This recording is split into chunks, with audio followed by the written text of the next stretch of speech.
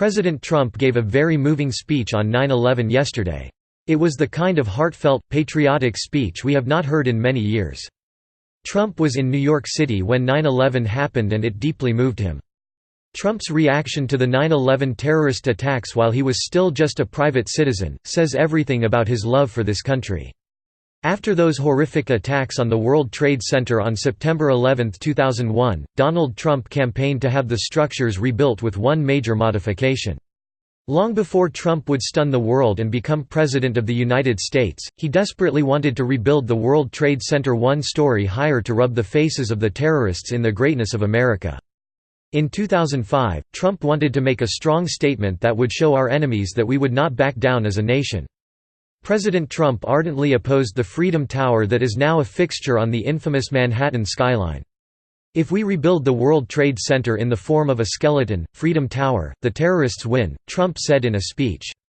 And he was right. "I feel that way and I bet a large part of America does too. It doesn't represent what we want to have represented. What I want to see built is the World Trade Center stronger and maybe a story taller, and that's what everybody wants. We should have the World Trade Center bigger and better," he said later in an interview. That is vintage Trump and that is the American spirit in a nutshell. "It took many years to even get the Freedom Tower built and that is not the American way. We built the Empire State Building in just over a year, there's no excuse for taking this long to rebuild. And in the end, as Trump said, it should have been bigger and better. That's the American way." And even though Trump's desires and statements on rebuilding the Twin Towers are out there, the media keeps saying that Trump lies about 9/11. If you listened to Trump's speech yesterday, you know in your heart that Trump cares very deeply about what happened that day. Which is more than you can say for a number of Democrats and the media out there. In 2015, Business Insider had this to say about Trump wanting to rebuild the towers. In the aftermath of the September 11, 2001, terrorist attacks, which occurred 14 years ago Friday, real estate mogul Donald Trump became the most prominent backer of a plan to rebuild Manhattan's World Trade Center. Trump, the current front-runner in the Republican presidential primary, lent his support to the effort in 2005.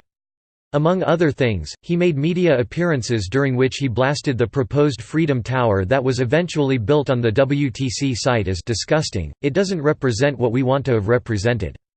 What I want to see built is the World Trade Center stronger and maybe a story taller, and that's what everybody wants," Trump said in an appearance on MSNBC.